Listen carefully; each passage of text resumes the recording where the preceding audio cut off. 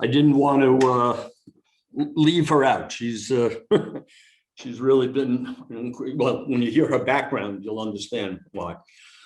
Anyway, thank you for the invite. Delighted to speak with all of you. And given that I wore a pair of jeans and a sweater, I'm glad your video doesn't work.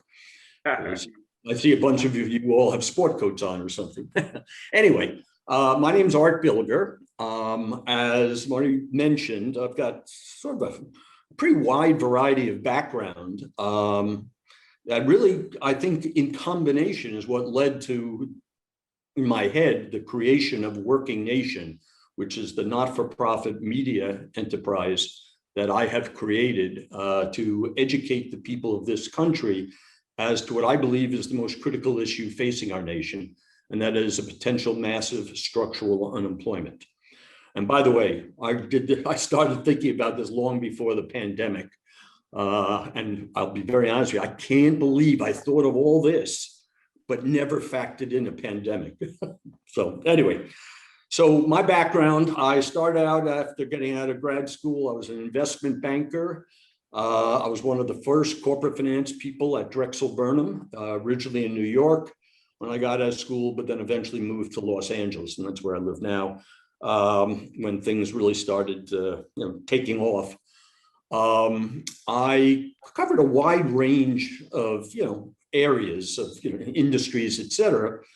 But in 1985, I met a really interesting guy. His last name was Turner, first name Ted. And I became investment banker for Ted Turner and Turner Broadcasting. Did a lot of stuff, helped Ted buy MGM. I was the one who figured out how to keep CNN out of bankruptcy in '88. I'm the one who brought him Hanna-Barbera so he could start the Cartoon Network. That led to doing a lot of other media-related investment banking. And then post-Drexel, I did a lot of media stuff. I was one of the founders of Apollo Advisors. And in that 90 to 94 period, it was an incredible opportunity to do what I learned so well at Drexel, and is buying up the distressed debt and taking control of companies, et cetera. One of the things we took control of were two TV broadcasting companies that were in bankruptcy, and put it together with one healthy one. And we did this with Ron Perlman of Revlon fame. And courtesy of a $250 million check from Rupert Murdoch, we changed all of the affiliations of the stations into Fox. And we created the largest Fox affiliate group in the United States. And I actually, at Ronald's request, I actually went in and ran the company for about 2.25 years. I'm giving you this background because otherwise you'd probably say, why would some crazy guy start a not-for-profit media enterprise? If you worked a lot with Ted and a lot with Rupert, you learned that, media can really influence the thought process and educate people across this country with all kinds of backgrounds. So anyway, that post running New World Communications, about 1.5 years later, I knew nothing about technology, but I was at a charity board meeting here in LA. Guy said, Art, you're not doing anything. I'd like you to come to Cambridge, meet the smartest human being you'll ever meet in your life.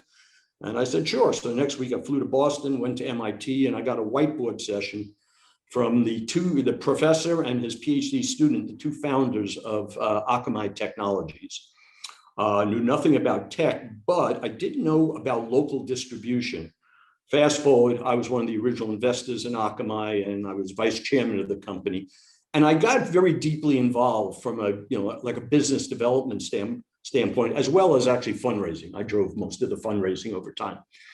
Anyway, that led to me doing a lot in the tech world after that. And that's what really began opening my eyes to how fast technology is changing the world that we're living in, including jobs. The one other really notable thing that facilitated this coming together in my head is in 2002, Mike Milken called me up and asked me to invest in an online education company that he and his brother and Larry Ellison of Oracle were funding. And Bill Bennett, former Secretary of Education, was a founder with a guy named Ron Packard. Anyway, I told Mike, I have no idea how to make money, but I want to learn about this because I was already thinking about how do I deliver the education that my three kids were getting at the finest private schools in Los Angeles and deliver it to kids 10,000 miles away, 100,000, wherever. And so I told Mike, but only if I can be on the board and the executive committee. He said yes. And anyway, that has been a primary investment area ever since. And today I do a lot of venture in a few areas, but ed tech is probably the biggest. Anyway, okay, that's the background. And I think that sort of, well, you'll understand why the rest of this made sense. So 7 years ago, this past October, I was in New York. Deutsche Bank invited me to a dinner. It was the night before the US government might default on its debt. And Larry Summers was going to be the guest speaker. I said, oh, that'd be interesting. So I went. It was about 150 major fund managers, top corporate executives. The only person I knew was the guy at Deutsche Bank who invited me. Anyway, Summers talked all about China and default and a lot of things. But he said something, and I'll be honest, I don't remember what it was. But all of a sudden, the idea of a potential massive structural unemployment in this country started coming together. And so when they opened it to questions, I raised my hand, they gave me a mic, and I laid out for Dr. Summers the idea of globalization, technology, longevity, units of labor staying in the workforce longer, and broken education, all coming together like never before in history. And basically, the slope of the curve of the change in jobs and skills was going to never be so steep. And I raised that, and Summers and I had an interesting back and forth, but what got this really going is 7 guys in the audience that night over the remainder of the evening chased me down and basically said, I can't believe I've never thought about it. I said, wow, if the giant fund managers and top corporate executives are not thinking about it, then the average American isn't thinking about it. We've got a problem here. The next night, I turn on Charlie Rose, and Charlie says, welcome to the show. Tonight's special guest is former Secretary of the Treasury, Larry Summers. And the opening clip of the show is Summers saying the most critical issue facing our nation in the medium and long term is, and some semblance of what I laid out the night before. I said, oh, impacted. I don't think I told Larry Summers something he didn't know, but obviously the Charlie Rose film editors said, oh, that's an interesting thing. And then 2 weeks later, I was speaking at the University of Chicago to about 150 older alumni. I went to grad school at the University of Chicago, and I laid out this whole structural unemployment idea, and boom, 25 of them chasing me down afterwards. So that's really what got this going. And what I began doing is crisscrossing the country, meeting with experts to try to understand, am I right? And then what I began also discovering is, knowledge about where the jobs of the future will be, and also the mitigating strategies and solutions. And there was stuff being worked on out there, but there was no visibility. And then, one other thing I'll mention is, and I take no credit for this, but I ended up as executive producer of a documentary that won the Academy Award for Best Documentary in February of 2014. If you haven't seen 20 Feet from Stardom, you should check it out. But anyway, it went to my head, and I began thinking about making a documentary on this whole structural unemployment issue. But then I really decided that my mission was, yes, first scare the hell out of everyone, but then the real central mission is to identify where the jobs of the future are and the mitigating strategies and solutions being local, what companies are doing, what not-for-profits, what academic entities, what local government are doing. And I decided I wanted to have significant impact. And so a documentary I didn't think was a very good idea, and ended up developing this media enterprise with incredible media talent, journalists, producers, et cetera. And one of the very key people who I who I brought on as president of the organization, is Jane Oates, who spoke up just a moment ago. Jane, you want to give them your background? Well, sure. I'm probably one of the few people that Art didn't refer to as one of the people worried about this. Most of my life after teacher and researcher was in policy, first as the chief policy person on these issues, education and workforce, for Senator Ted Kennedy on the Help Committee in the Senate, then as the head of higher education for John Corzine in New Jersey, and finally as the Assistant Secretary for Employment and Training at the U.S. Department of Labor for President Obama. So these are issues that a few people have seen coming for a long time, but certainly Art's creation of Working Nation has given such visibility to the issue. And the end game for me is that everybody gets the same high quality information about where to spend their time and their dollars to get ready for jobs of the future, and not waste their time on planning for jobs that are really not going to be in existence by the time they go into the workforce. So anyway, we pulled the team together, and the official launch of Working Nation was in September of 2016. Our first content went up on CNN's platform that month. And then other content, video content that we had produced went up on Time Inc.'s and Fortune Magazine's platforms over the next couple of months. And today we basically have 4 media strategies that we use to educate the people of this nation. I'll talk about the audiences in a moment. One is video storytelling, and that's where we started. And, I don't care who you are, video, really speaks loudly to people. Second strategy, we began doing town hall events in different cities on different workforce related issues, and we film those for future broadcasts. And there we always are doing it with some major institution. One of the recent ones we did was with the Philadelphia Federal Reserve Bank. I've done one with the Wharton School. I've done one with the Milken Institute. As I said, we've done about 12 or 13 at this point, wide range of subjects. Third strategy is journalism. We have a woman, Ramona Schindelheim, who is an incredible journalist. She's our journalist in chief.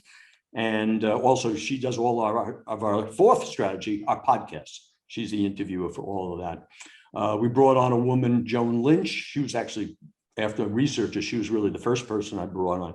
12 years, ABC News journalist, then a couple of years at Google, and then about 7 years as one of the top creative execs at ESPN. And she was actually the exec who oversaw the development of the series 30 for 30, which many of you might be familiar with. And when I heard that, I knew she was the right person, because that was really the format that I was thinking about. Anyway,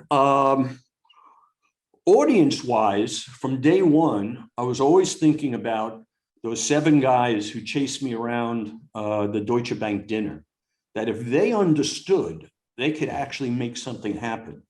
Or worst case, they could just write a check to some solution.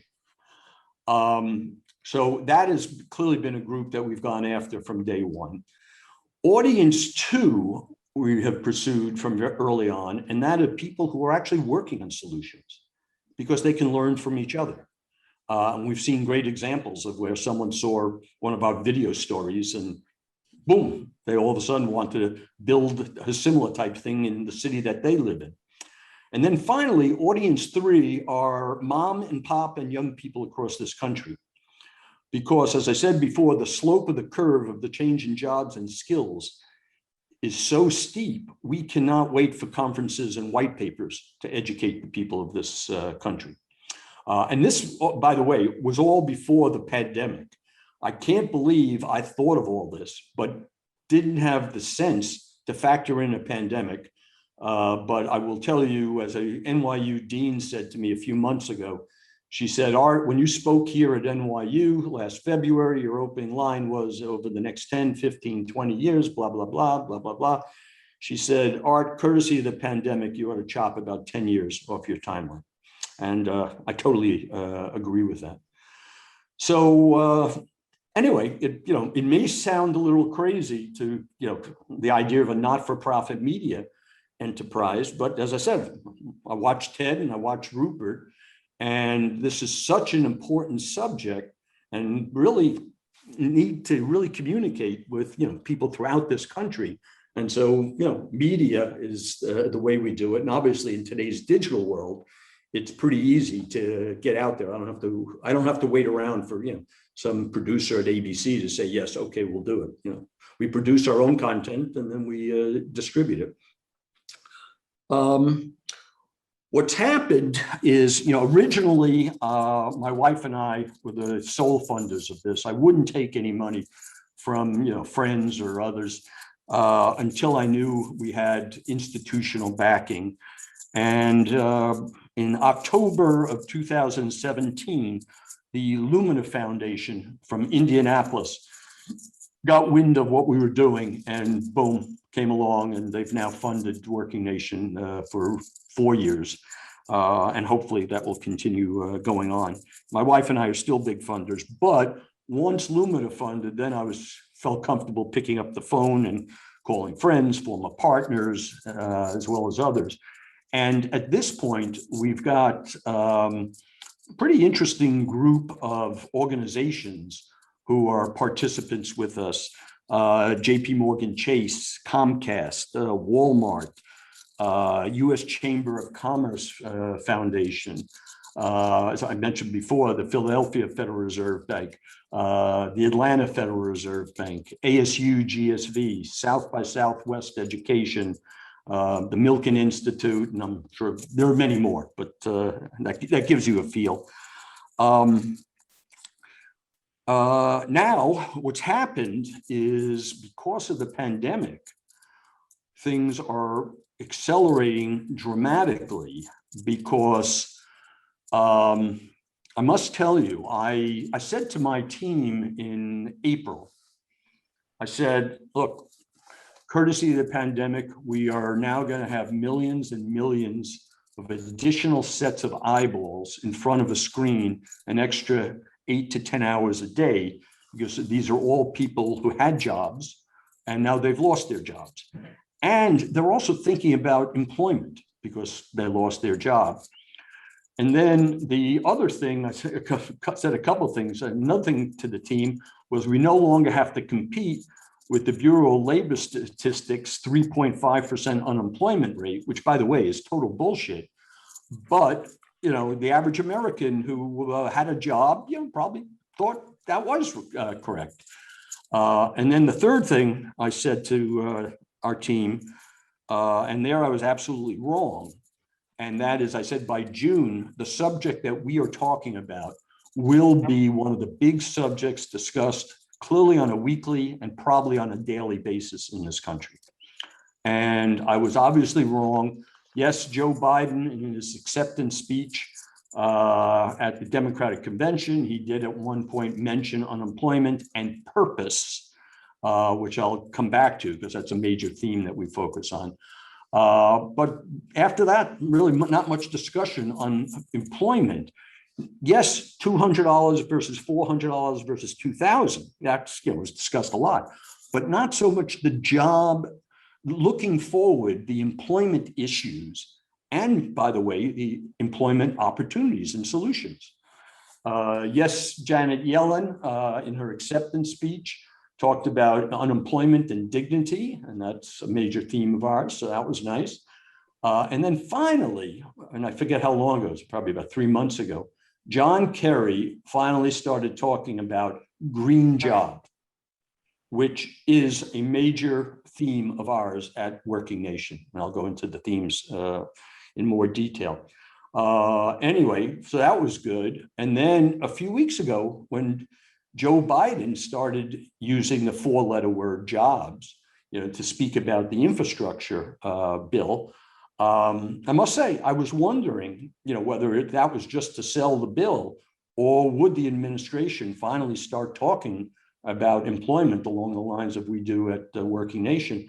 And I actually believe, I've heard, bits and pieces. I do think the administration is going to start focusing a lot more on the types of things that we focus on, not just unemployment insurance type things. I mentioned dignity and I mentioned purpose. Fourth quarter of 15, I was at some kind of conference and someone said something and I started thinking about my own, working life and putting aside dollars and cents. I was, and I continue to be, a very hard worker. And it was really driven by whatever I was doing. And I started thinking about the whole idea of the link between employment and purpose in life. And then in the first quarter of 16, a woman from my TV days came along with the movie rights to Viktor Frankl's book, Man's Search for Meaning. And I don't know how many of you have read it. I was aware of it, but had not read it. No, I didn't want to make a movie, but I read the book. And it was just a perfect connection with this whole idea of employment and purpose in life, meaning in life. So that became a major theme of ours at Working Nation. And we've done town hall events about it with top religious leaders talking all about it. So if you go check out Working Nation over time, you will see that that's a big theme. And I think it's a very important one as we sit here today. And that's why so often I'm confronted with when I talk about this, so many people think the solution is universal basic income. And my answer is no. One, I don't know how you pay for it, but even if you could figure that out, the purpose in life piece is not there. And I really believe, I'll tell you, the first quarter of 16, again, one morning I turned on the TV show Morning Joe. Steve Ratner, the investment guy, I guess he works with Bloomberg, he was on, and he came on with two charts. First chart showed how life expectancy of white males in this country had begun to decline for the first time in history. And the second chart showed causes and showed a major spike up in addiction and in suicide. And that's where that just further reinforced my thought about purpose. During the summer of 16, when we all saw the Donald Trump movement explode, as well as the Bernie Sanders movement, I said, I'm not surprised. There are millions and millions of people in this country, directly or indirectly, in pain. And employment is a big, piece of that pain. I'm sure there are other pain mechanisms, but employment is a big one. And so now as we look forward, coming out of the pandemic, and hopefully we are coming out of the pandemic, I really believe the most critical issue facing our nation is, structural unemployment. And it's not just the bottom 20%. A lot of our focus and motivation was and is that this is very much facilitating a squeeze on the middle class. And I was very concerned about the bottom 20% becoming the bottom 30, the bottom 40, the bottom 50%. By the way, another very key motivation was when I realized never before have we had to re-educate and reskill all the 48-year-olds. And when I say 48, I mean people outside of the normal academic years, people in their 30s, 40s, 50s, 60s. And I will tell you that is the scariest part of all this. And that's going back to my investment activities. That's why ed tech is probably my most significant investment activity. Anyway, we are, as I said, loads of organizations are now coming to partner with us in one way or another. And we are basically trying to save our nation.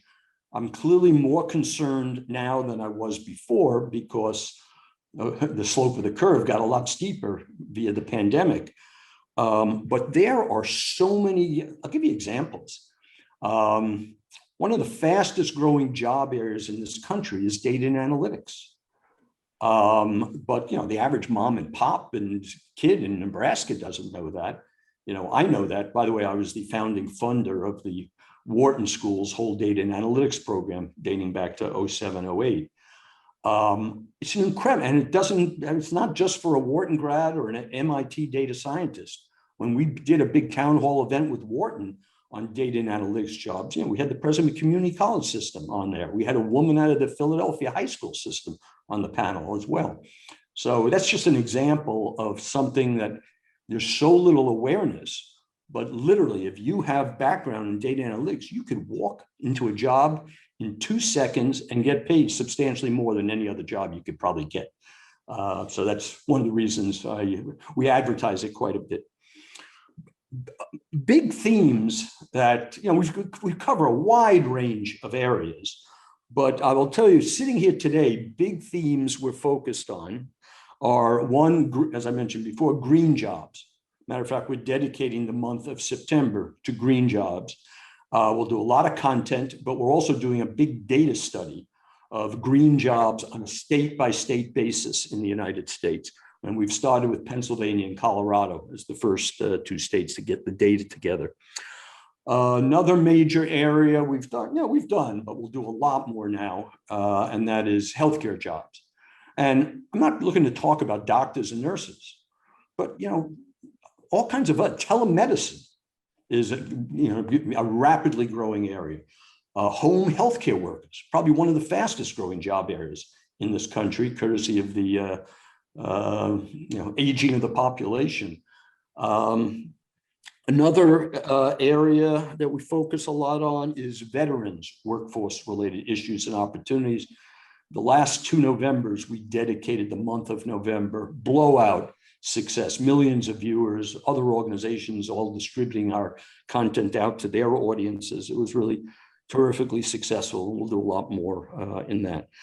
Diversity and inclusion, big theme. We've done stuff.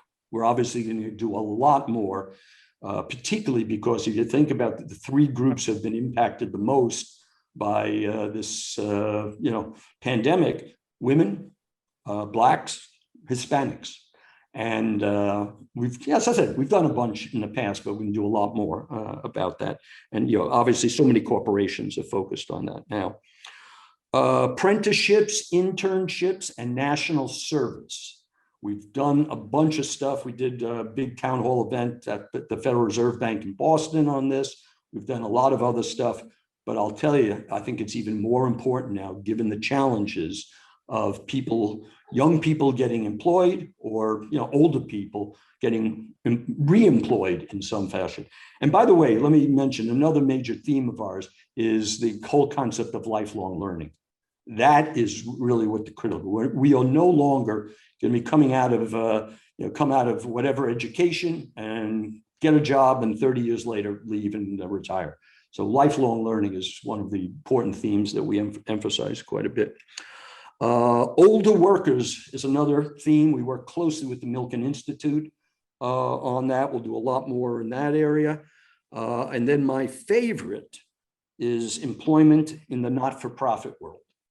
If you aggregate the not-for-profits in this country, you may have one of the largest employers of people in this country. In addition, you're going to have many, many trillions of dollars, billions of trillions, whatever, transferred over the next 20, 25 years to other family members, but also, I believe, to not-for-profits. And it's going to be possibly one of the fastest growing job areas because of the aging of the population and the squeeze on the middle class. And then the one other thing why I'm so fond of that whole area is the whole idea of purpose in life tied to your job is an easy story to tell. My oldest daughter lives and breathes for working in the not-for-profit world.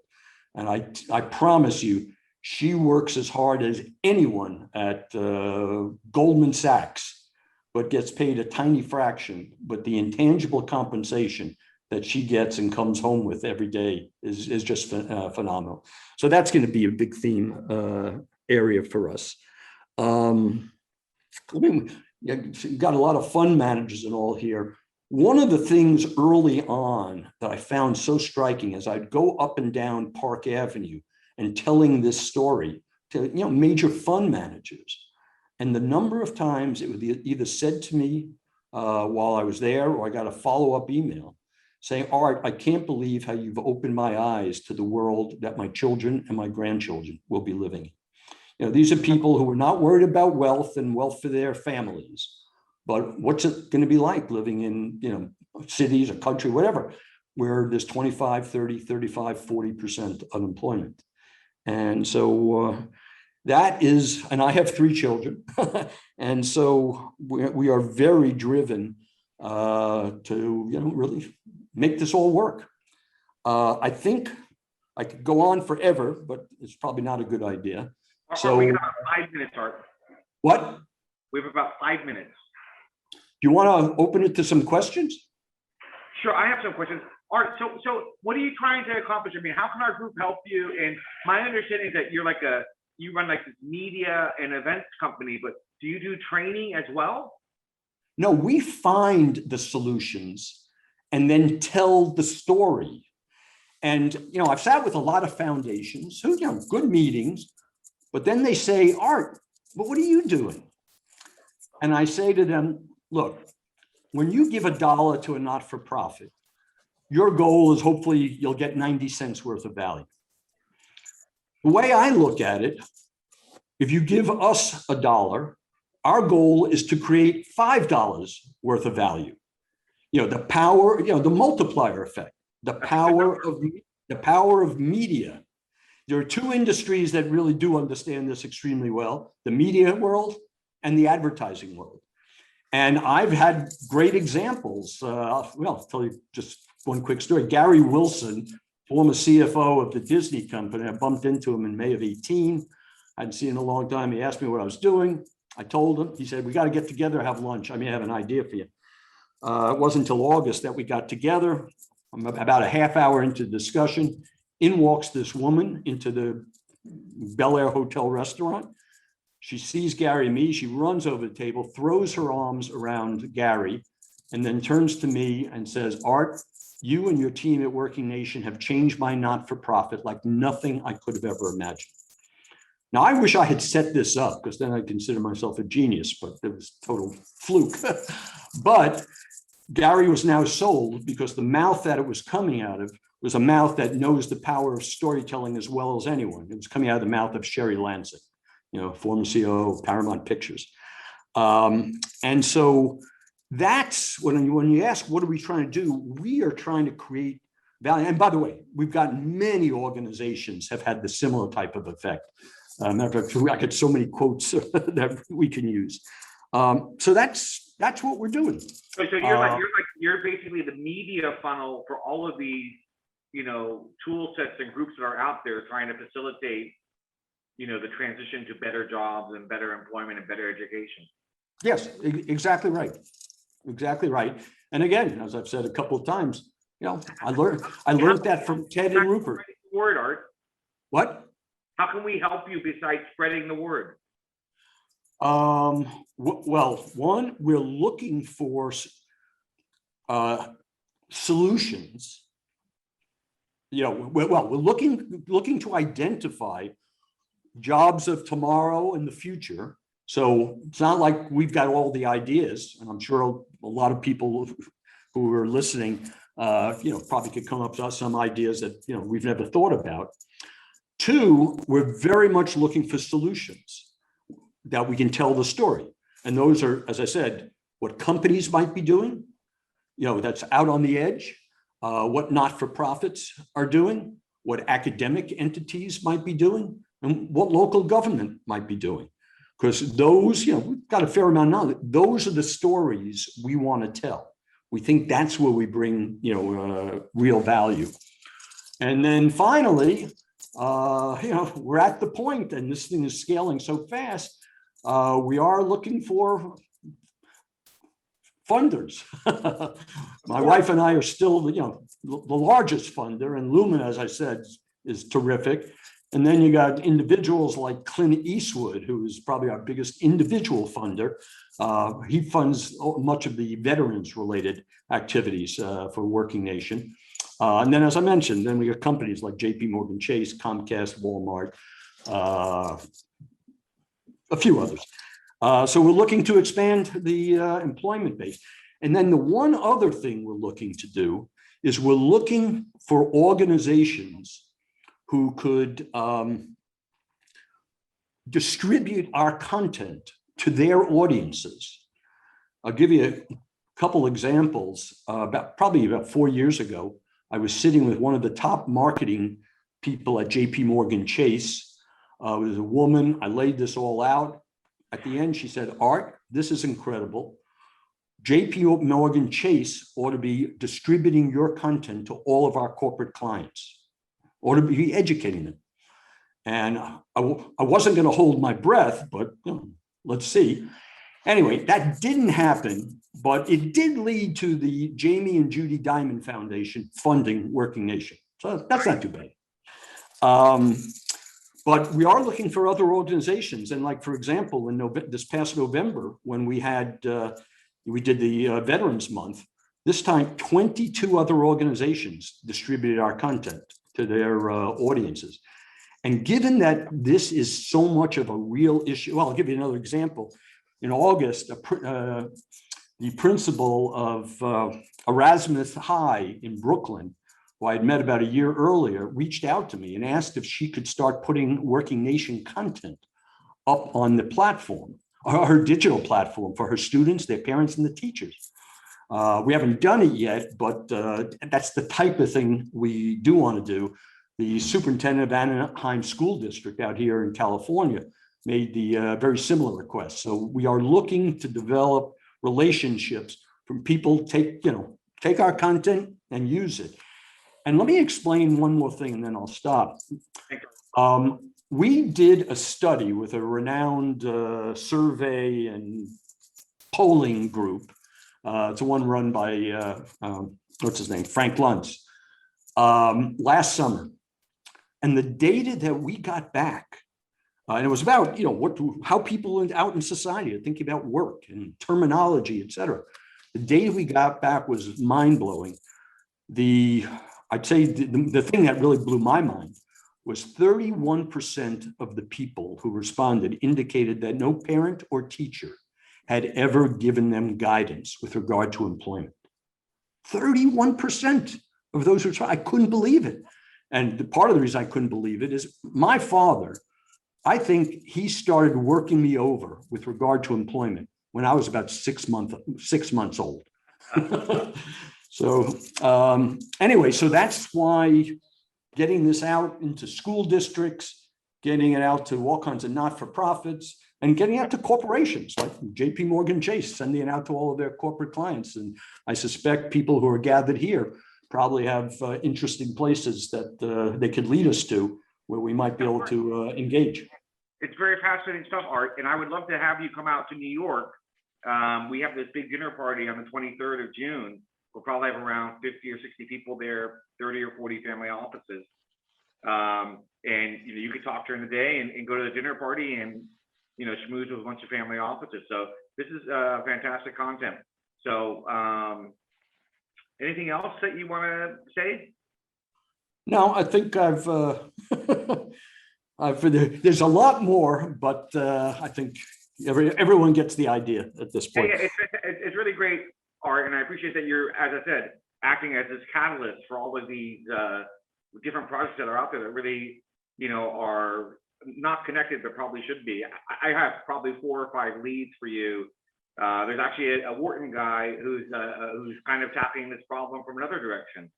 So yeah, so we'll talk some more, and this is really great stuff, and we appreciate your speaking to us. So again. Okay, well, let me just mention, you can go to our website. It's workingnation.com, and don't let the .com fool you. That's what was available, so we took that. The other thing is, if people are interested in, me and Jane and all forwarding content really interesting type things that we've come up with to them, via, email, please somehow send us email addresses and what you're interested in, and we will definitely